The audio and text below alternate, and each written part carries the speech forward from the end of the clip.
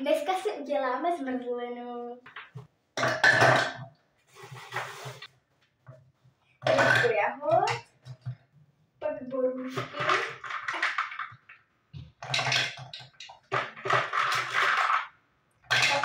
Pak menší borůvky.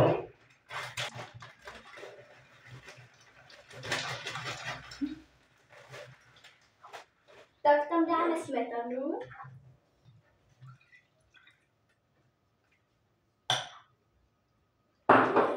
A tam dáme led.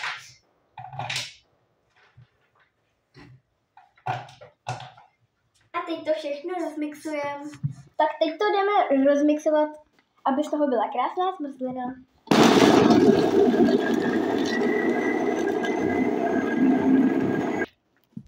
Tak, teď už máme skoro hotovou zmrzlinu. Tak, a teď už to stačí jenom dát do mističky. Koukněte. Vidíte? Máme krásnou zmrzlinu.